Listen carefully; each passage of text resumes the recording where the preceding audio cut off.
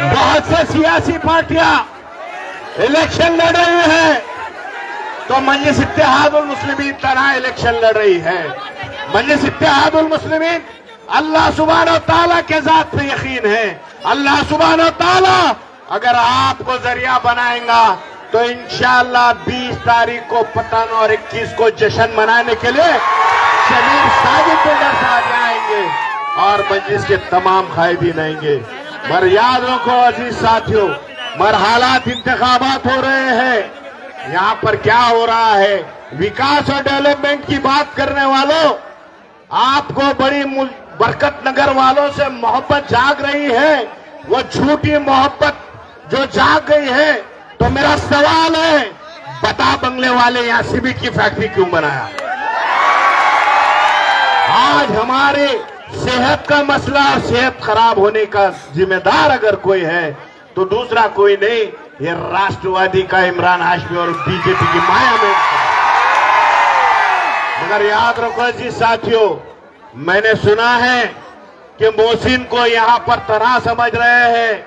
मोहसिन के साथ साथ पिछले कई दिनों में ये कैंपेनिंग के लिए, प्रचार के लिए तकलीफ दी गई है, तो कहीं कोई पैसे की लालच दे रहा था।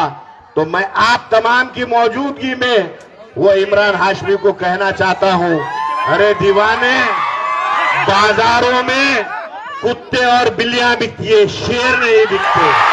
अगर याद रखो अजीज साथियों, ये वक्त का तकाजा है, आपको समझना पड़ेगा कि आपके दरमियान में किस तरह से आ रहे हैं, कैसी कैसी तकरीरें, कैसे भाषण कर रहे हैं। अरे मैंने मैं तो यहां तक सुना हूं कि अभी मैं आ रहा था मलिकपुरे के अंदर एक नौजवान साथी के पास, वो नौजवान साथी ने कहा कि साहब ये लोग अब बेईमानी पे, गुंडागरी पे, पैसे बांटने पे उतर गए और अब तो ये कह रहे हैं कि एक मजलिस का आएगा तो क्या कर लेगा। अरे दीवाने, 545 के पार्लियामेंट में एक ही मर्द मुजाहिद बैरिस्टर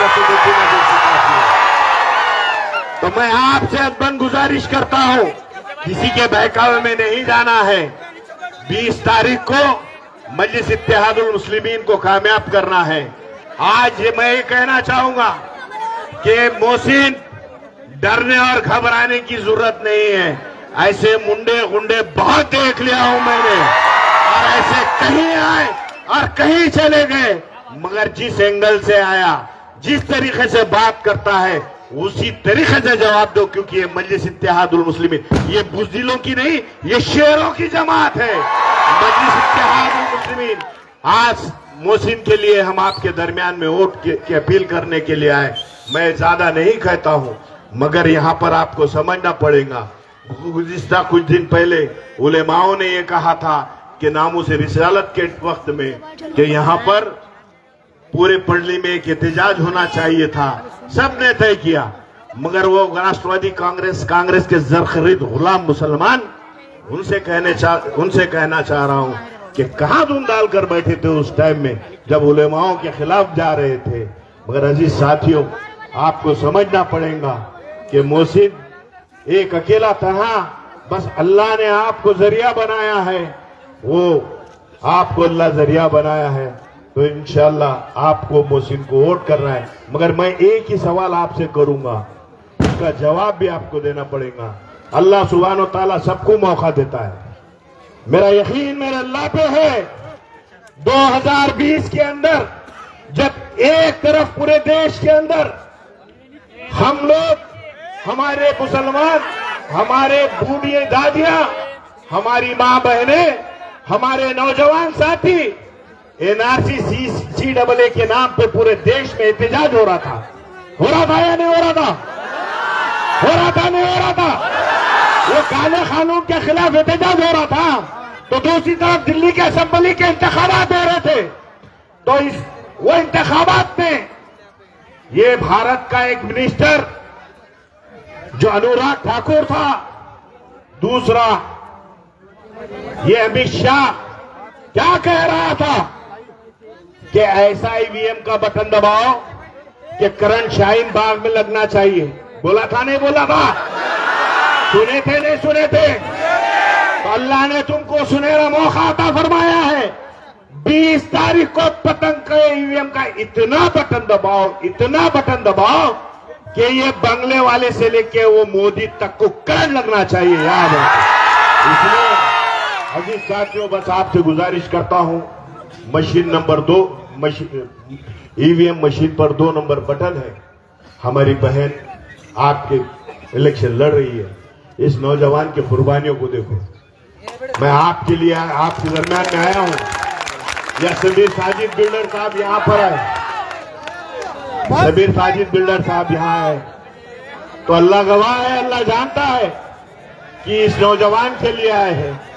बस अब मायूस मत करो मेरे नौजवानों, मेरे बुजुर्गों, अब मायूस मत करो।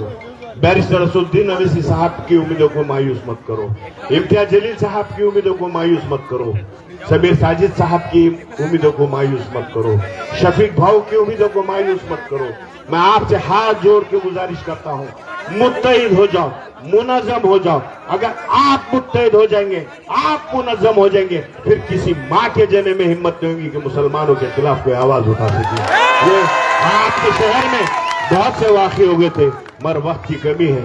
आपसे मैं खाली आया हूं, यहां पर अगर आया हूं ये नौजवान के लिए, तो इत्तेहाद की भीख मांगने आया हूं। मुत्तहिद हो जाओ, मुनज़्ज़म हो जाओ। बस यही गुजारिशों के साथ आपसे रजा लेता हूं। अल्लाह हाफिज। मोहसिन भाई तुम आगे बढ़ो, हमारे साथ हैं। मोहसिन भाई तुम आगे बढ़ो, हमारे साथ हैं। मोहसिन भाई तुम आगे बढ़ो, हमारे साथ हैं। शफीक भाई तुम आगे बढ़ो, बेरोज़ लाला तुम आगे बढ़ो। अस्सलाम वालेकुम व रहमतुल्लाहि व बरकातुहू। आज हमारे नौजवान कायद भाई, थोड़ा सा पत्रकार साहब के लिए थोड़ी सी जगह कीजिए ताकि आपके साथ साथ और लोगों तक आपका संदेश मैसेज पहुंचाए।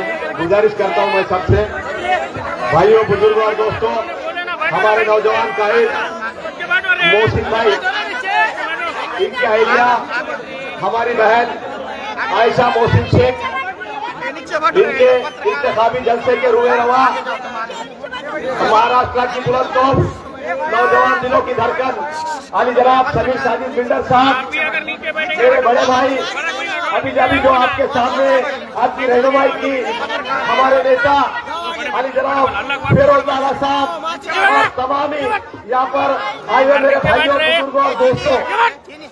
भाइयों, हम सिर्फ आपसे गुजारिश करने आए हैं कि आने वाले 20 तारीख को आपको किसको वोट देना है।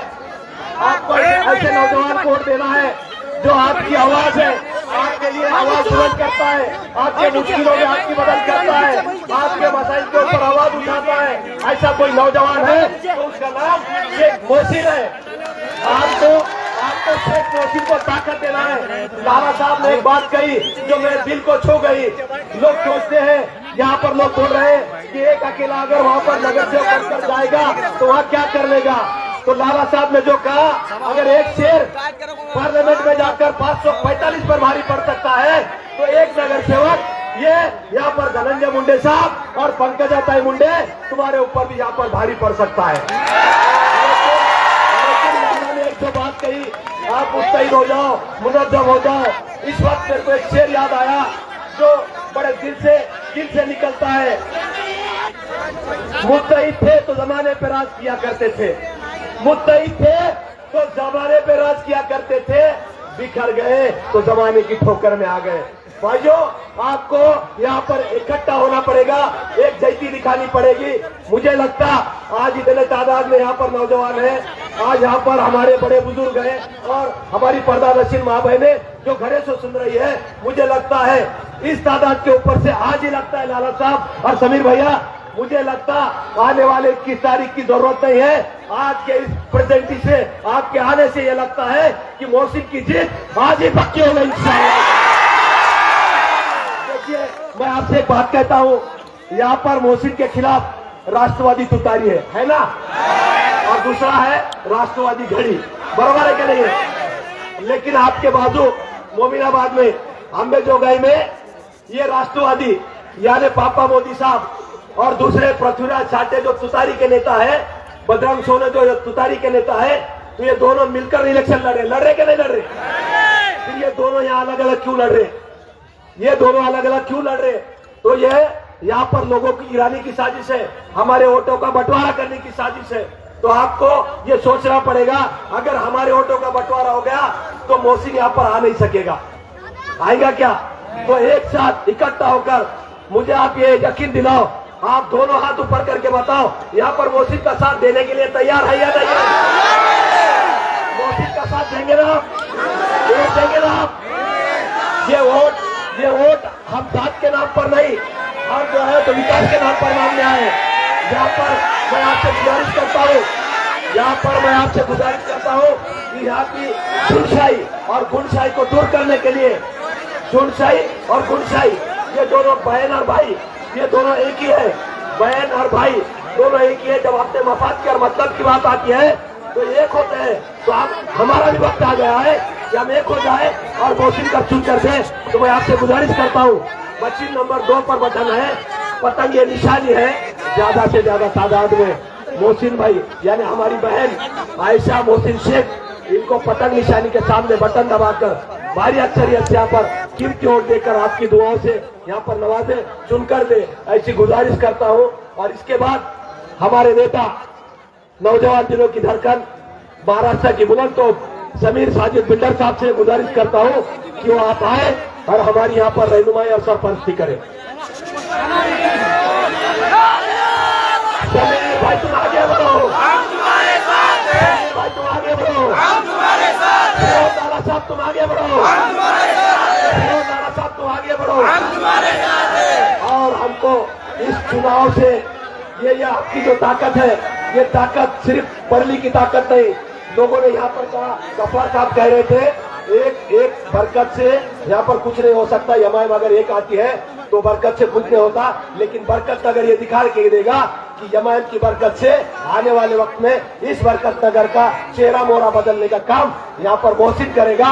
और आपकी ये ताकत, आपकी वोटों की ताकत इम्तियाज जलील साहब तक जाएगी, असद ओवैसी साहब तक जाएगी और उनको मजबूत करेगी इंशाअल्लाह ताला।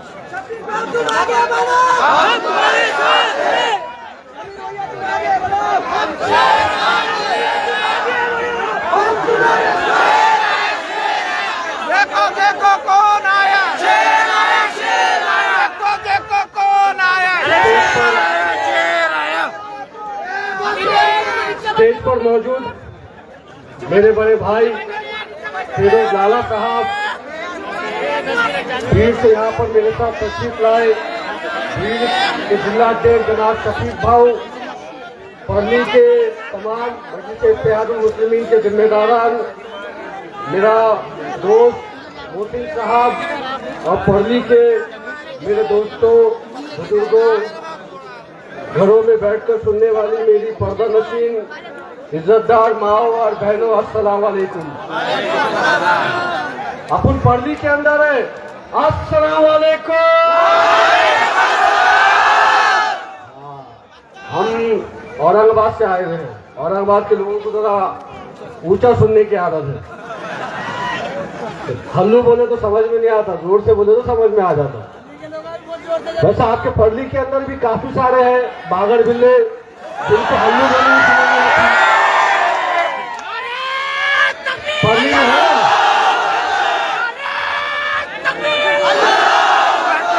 तो करीब में ही है, नहीं करीब में ही है।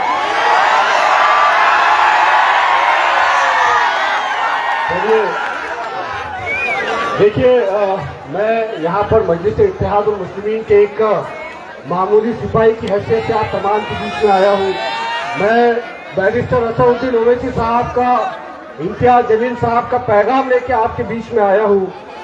लगातार 1 महीने से महाराष्ट्र के अलग अलग इलाकों के अंदर हम लोग घूम रहे थे। कई सारे कैंडिडेट्स थे, कई सारे नगर अध्यक्ष के कैंडिडेट मजलिस इत्तेहादुल मुस्लिमीन ने लड़ाई।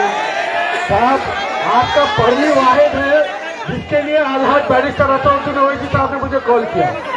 सुनो परली के नौजवानों, बैरिस्टर असदुद्दीन ओवैसी साहब ने कॉल किया, समीर परली में क्यों नहीं गए? मैं बोला साहब परली के अंदर मोहसिन भाई को टिकट दिए हुए हैं, शफीक भाऊ है, फिरोज लाला है, दोनों जा रहे आ रहे। नहीं, तुम खुद परली के अंदर जाओ, परली के नौजवानों को, बुजुर्गों को मेरा पैगाम दो, और पैगाम के साथ साथ ये भी बोलो कि परली के नौजवानों के, बुजुर्गों के कॉल भी मुझे मिले, मैसेज भी मुझे मिले, और समीर जाकर कहना कि असदुद्दीन ओवैसी ने ये कहा है कि परली के अंदर जश्न मनाने के लिए इंशाअल्लाह इस घड़ी के दूल्हे भाई इमरान हाशमी के दूल्हे भाई, बागर बिल्लो के दूल्हे भाई परली के अंदर जरूर आएंगे। साहब, मैं आप तमाम को यह पैगाम देने के लिए आया हूँ कि बैरिस्टर असदुद्दीन ओवैसी साहब को परली शहर से मोहब्बत है। मेरा सदर बेशक परली के अंदर नहीं आ पाया, मगर सदर साहब ने मेरे जरिए ये पैगाम दिया है कि परली के नौजवानों से कहिएगा कि जब जब आपके ऊपर कोई मुसीबत आई, जब जब आपके ऊपर कोई आफत आई, जब जब हमारे ऊपर काले कानून लादने की कोशिश की गई, जब जब CNRC का काला कानून बनाया गया, जब वक्त अमेंडमेंट बिल का काला कानून बनाया गया, जब ट्रिपल तलाक का काला कानून बनाया गया, जब हमारी शरीयत में मदाखिलत करने की गुस्ताखी हुई, तब कौन था वो माइकल लाल जो पार्लियामेंट के अंदर 550 के ऐवान के अंदर वक्त के फिरौनों के मुंह के ऊपर वो काला कानून फाड़ कर फेंका था? कौन था?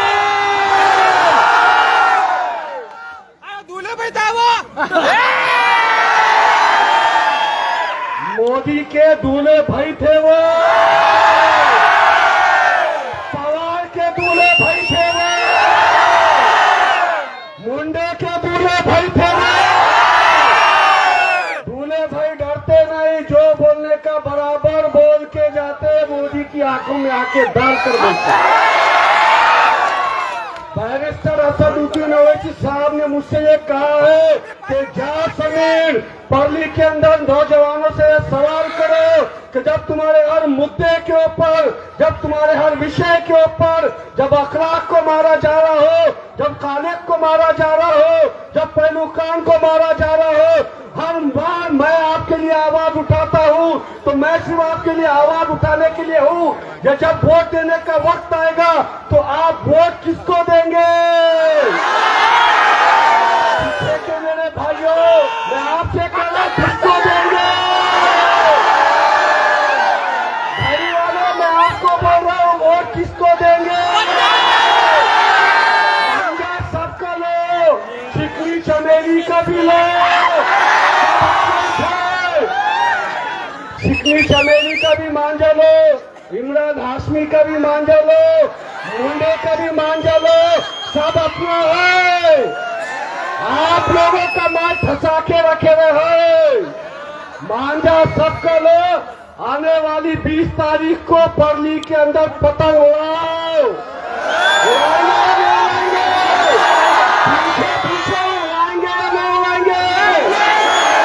इंशाअल्लाह जरूर उड़ाएंगे। परली के अंदर, परली शहर के अंदर मैं सदर साहब को बताया 3 मुद्दे हैं। पहला मुद्दा है ये सीमेंट फैक्ट्री, जिसके वजह से हमारे बरकत नगर की बरकत उड़ गई। मैं सदर साहब को बोला बरकत नगर की बरकत उड़ाने वाली जो चिकनी चमेली है, उसकी ये सीमेंट की फैक्ट्री है। सदर साहब बोले समीर, परली में जाके बोलो, इंशाअल्लाह बहुत जल्द बैरिस्टर असदुद्दीन ओवैसी साहब मोहसिन के साथ और मजलिस की टीम के साथ मिलकर उस सीमेंट फैक्ट्री के ऊपर धरना देगी। मजलिस इत्तेहादुल मुस्लिमीन ये मांग करेगी कि ये सीमेंट फैक्ट्री यहाँ से हटाई जाए, बरकत नगर की रौनक दोबारा लौटाई जाए। और याद रखो मेरी बात को, आप तमाम अगर इत्तेहाद से रहेंगे, आप तमाम अगर इत्तेफाक से रहेंगे, अगर आपकी सफों में इत्तेहाद रहेगा तो इंशाअल्लाह सुम्मा इंशाअल्लाह ये चिकनी चमेली की फैक्ट्री यहां से निकाल कर रहेंगी। निकालना है या नहीं फैक्ट्री? इंशाअल्लाह सदर साहब खुद आने वाले हैं फैक्ट्री के मुद्दे पे।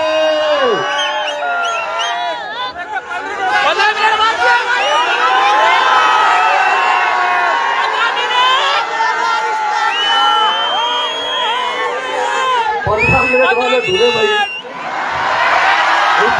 मोहब्बत है, अच्छे गुण से मोहब्बत है, मगर एक बात याद रखो, मेरे सदर अकबरुद्दीन ओवैसी साहब के सर के ऊपर अल्लाह रब्बुल इज्जत का खास साया है। इन नौजवानों की मोहब्बत है। आप तमाम से मेरी गुजारिश है, अकबरुद्दीन ओवैसी साहब की सेहत के लिए दुआ करिएगा। अकबरुद्दीन ओवैसी साहब जल्द इंशाअल्लाह महाराष्ट्र में महानगर पालिका के इलेक्शन के लिए निकलेंगे और मैं अकबरुद्दीन ओवैसी साहब से ये बात जरूर कहूंगा, जब नांदेड़ आएंगे एक वीडियो बनाओ और पर्ली के नौजवानों का, बुजुर्गों का, दोस्तों का शुक्रिया अदा करो।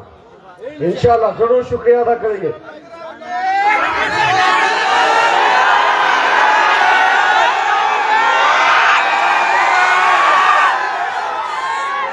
का भी बाकी है, अल्लाह उसको बाकी रखे, अल्लाह उसको कायम रखे, अल्लाह उसके साया हमारे सरों पर बरकरार रखे। देखिए दूसरा मुद्दा आपके पर्ली के अंदर एक हॉस्टल बनाया गया, पर्ली के अंदर हॉस्टल बनाया गया। वो आलीशान बिल्डिंग बन के आज 3 साल से ज्यादा का वक्त हो गया। मैंने मोहसिन साहब से ये कहा है कि आप जब चुन के आ जाएंगे तो पहले दिन आप चुन के आके दूसरे दिन जब आप नगर पालिका के अंदर जाओगे तो सबसे पहला मुद्दा आपका ये होगा कि उस गर्ल्स हॉस्टल को, उस बॉयज हॉस्टल जिसकी इमारत बनकर तैयार है, आप ये नगर पालिका से मांग करेंगे कि वहां पर बरकत नगर के एरिया के अंदर एक दवाखाने की जो तो जरूरत है, तो वो हॉस्टल जो है उसको दवाखाने में तब्दील किया जाए। ये मांग मजलिस इत्तेहाद मुस्लिमीन की होगी। हम सबसे ज्यादा काम मेडिकल फील्ड के अंदर करते हैं, मेडिकल सेक्टर के अंदर करते हैं। मैं पर्ली के नौजवानों से, बुजुर्गों से, दोस्तों से गुजारिश कर रहा हूं कि जब भी हमारा कोई पेशेंट भीड़ की तरफ जाए या नांदेड़ की तरफ जाए या औरंगाबाद की तरफ आए, उस पेशेंट की डिटेल आप मोहसिन साहब के पास दीजिएगा। इंशाल्लाह उस पेशेंट की पूरी मदद करने की कोशिश हम लोग करेंगे। अच्छा, देखिए अभी भाई ने इंशाल्लाह बोले इंशाल्लाह चुन के आ जाएंगे, सब मामला है। मगर फिरोज लाला साहब ने 2-3 बातें बड़े इंटरेस्टिंग बोले। एक तो वो उसको क्या बोलते हैं, माया मेम साहब। अब ये माया मेम साहब कौन है मेरे को नहीं मालूम, मगर मैं आपके जरिए माया मेम साहब को ये जवाब देना चाहता हूँ, माया तेरी तो हम काया पलट देंगे। तेरी तो आने वाली 20 तारीख को पर्ली की आवाम काया पलट देगी इंशाअल्लाह। मैं आप तमाम के बीच में यही गुजारिश करने के लिए आया था कि आने वाली 20 तारीख को मजलिस इत्तेहाद मुस्लिमीन के हक में अपने वोटों का इस्तेमाल करिएगा। साहब, मैं महाराष्ट्र के अलग अलग इलाकों के अंदर घूमा हूँ, टूटा हुआ पैर लेके मैं इलेक्शन कैंपेन में था। हर इलाकों के अंदर गए, जहां जहां नगर पालिका थी वहां हम गुजरे। मगर मैं आपको दोहरापन दिखाता हूँ अजीत पवार का साहब। मेरे दोस्तों, मैं आपसे भी कह रहा हूँ ये दोहरापन जरा सुनिएगा, शायद आपकी आंखें खुल जाए। और जिस दिन आपकी आंखें खुलेगी मेरे पास आइएगा, इंशाल्लाह आपको कंधे पर बिठाकर हम लोग घूमेंगे। आप भी मेरे भाई है, कोई गैर नहीं है, ये भी मेरे भाई है, कोई गैर नहीं है। आज पर्दा है आंखों पे, इंशाल्लाह आने वाले वक्त में पर्दा जरूर हटेगा। और मुझे यकीन है कि आप भी जो है तो बैरिस्टर साहब का साथ देने के लिए हमारे साथ आ जाएंगे। साहब, आज महाराष्ट्र में बीजेपी की हुकूमत है। बीजेपी की हुकूमत में अजीत पवार डिप्टी सीएम है। अजीत पवार डिप्टी सीएम है बीजेपी की हुकूमत में। पर्ली के अंदर बीजेपी और एनसीपी साथ में है। मगर औरंगाबाद के अंदर आप आएंगे तो बीजेपी और एनसीपी अलग अलग लड़ रही, वहां पे आ रहे अलग लड़ रहे। इसके बाद कोल्हापुर के अंदर आप चले जाओ, बीजेपी और एनसीपी अलग अलग लड़ रही। नांदेड़ में चले जाओ, बीजेपी और एनसीपी अलग अलग लड़ रही। मुसलमानों, मेरी बात को याद रखो, ये अजीत पवार को बीजेपी की जो बी टीम है उसको, उस अजीत पवार को बीजेपी ने ही पीछे के दौर से छोड़ा है कि जाओ मुसलमानों के अंदर इंतशार पैदा करो, इनकी सफों को तोड़ो और इनके बीच में आप अपना नुमाइंदा खड़ा करो। हमको औरंगाबाद में भी इसी तरीके से तोड़ा गया, हमारे इत्तेहाद को तोड़ा गया। हमारे इत्तेहाद को तोड़ने वाले, इम्तियाज जलील साहब को हराने वाले कोई गैर नहीं थे, हमारे ही भाई थे। बोबड़ा था, बोबड़े को खड़े करने वाला वो लाल सिंह वाला बोकुर था, वो मुंबई में रहता, वहां से बैठे बैठे शगुफ्ता छोड़ा था औरंगाबाद में। बोबड़ा जो मजलिस इत्तेहाद मुस्लिमीन के टिकट पे 85,000 वोट लिया था, जब मजलिस इत्तेहाद मुस्लिमीन को छोड़ा और जाके उस लाल सिंह वाले बैल की पार्टी से टिकट लेके इलेक्शन लड़ा, तो औरंगाबाद में जिस शख्स ने 85,000 वोट लिया था वो 85,000 से 5,000 पे पहुंच गया था। मजलिस इत्तेहाद मुस्लिमीन के वोट थे, वो वोट बैरिस्टर असदुद्दीन ओवैसी साहब की सूरत को देखकर लोगों ने दिया था। और आज भी आपसे कह रहा हूं, मोहसिन को वोट मत दो, बैरिस्टर असदुद्दीन ओवैसी साहब को वोट दो। जहां भी पतंग दिखाई दे, आपका दिया हुआ एक एक वोट मोहसिन को नहीं जाएगा, वो सीधा अलहज बैरिस्टर असदुद्दीन ओवैसी साहब को ये एहसास देगा, ये ताकत देगा, ये हिम्मत देगा कि परली के बुजुर्ग नौजवान मेरे साथ हैं। मैं आप तमाम की गुजारिश कर रहा हूं, अपने अपने मोबाइल फोन जेबों में से निकालो, उसकी टॉर्च चालू करो, बैरिस्टर साहब को वो पैगाम दो कि असद साहब पूरा परली आपके साथ है, पूरा परली आपके साथ है, असद साहब पूरा परली आपके साथ है। इंशाअल्लाह आने वाली 20 तारीख को मैं आप तमाम से गुजारिश कर रहा हूं कि मजलिस इत्तेहाद मुस्लिमीन के हक में अपने वोटों का इस्तेमाल करिएगा। करेंगे या नहीं? अरे मैं आपको बोला, हम लोग औरंगाबाद से आए, जरा ऊंचा सुनने की आदत है।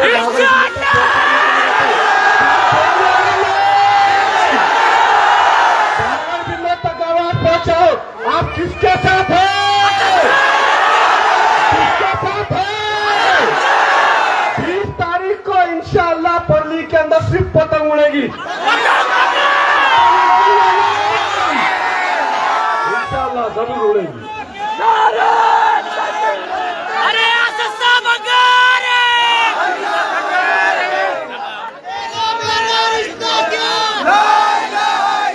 अब आज से तकरीबन 1.5 साल पहले एक हरामगिरी महाराज ने रसूलुल्लाह सल्लल्लाहु अलैहि वसल्लम की शान में गुस्ताखी की थी।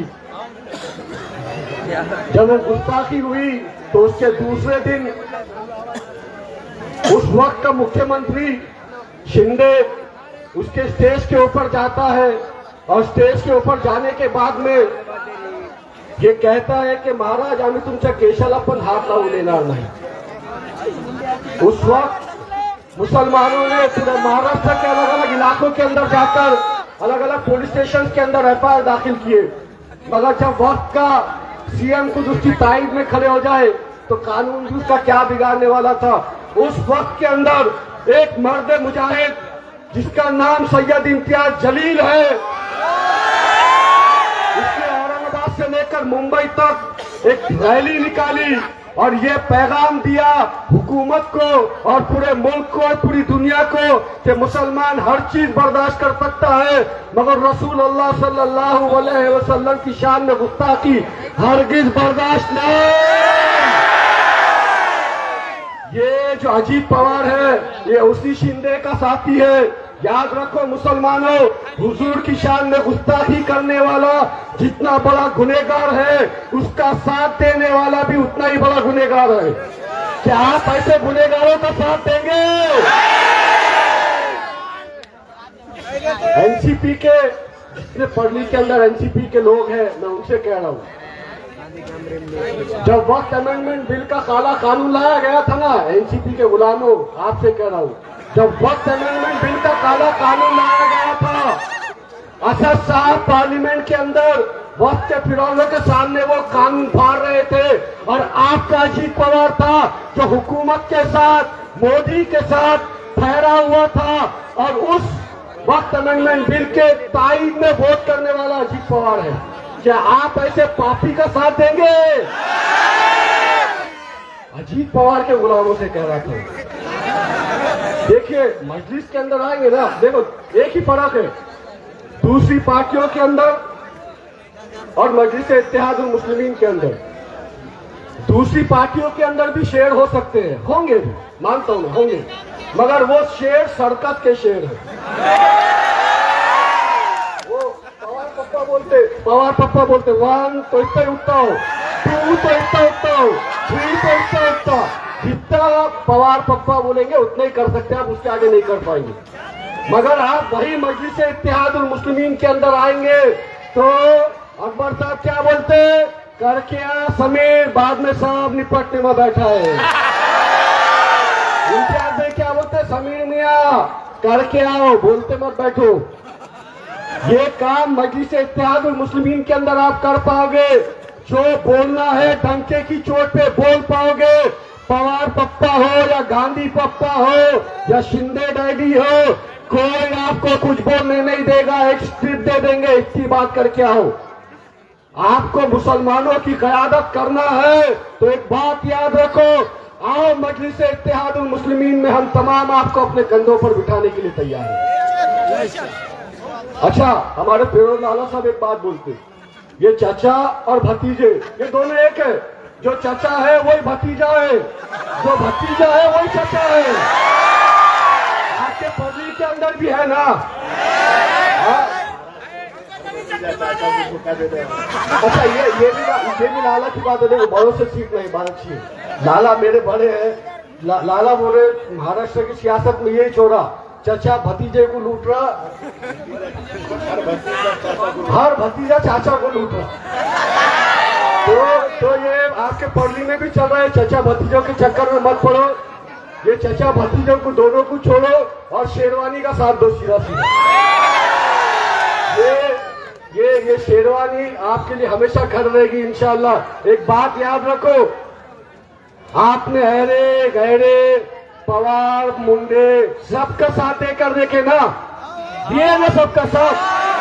एक बार मजलिस इत्तेहादुल मुस्लिमीन का साथ देकर देखिएगा साहब, जैसा ये रोड बना ना, ये तो कॉर्पोरेटर भी नहीं था तो ये रोड बना दिए, इंशाअल्लाह चुन के आएगा तो पर्ली के अंदर मेरा भाई सिर्फ बरकत नगर के अंदर ही नहीं, पूरे पर्ली के अंदर इंशाअल्लाह बरकत लेकर आएगा।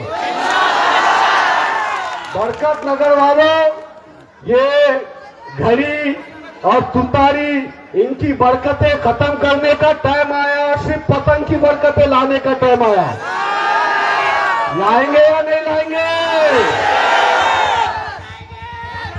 चलिए, आप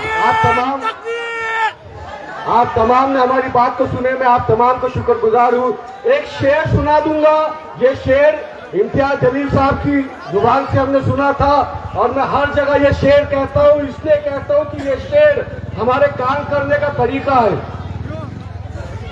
कदम कदम पे उजाले उतर कर आएंगे, कदम कदम पे उजाले उतर कर आएंगे, तेरे नसीब में तारे उतर कर आएंगे।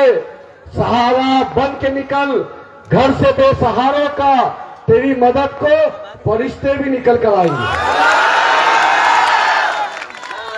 चलिए, बोल दूंगा असद साहब को, पर्ली के अंदर 20 तारीख को पतंग ही पतंग है।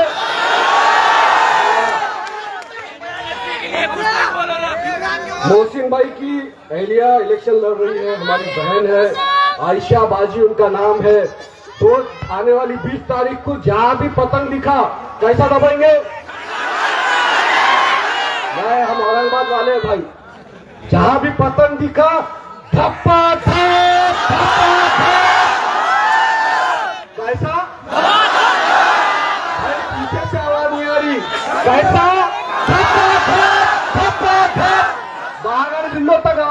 बोलना। चलिए, आप तमाम ने हमारी बात को सुने, मैं आप तमाम का शुक्रगुजार हूँ। एक नारा लगाकर अपनी जगह ले लूंगा। नारे तकबीर, नारे तकबीर। क्या खाना नहीं खाए? खाए ना। 21 तारीख को रिजल्ट निकलते बराबर मोहसिन भाई खाना खिलाओ सब बरकत नगर के अंदर।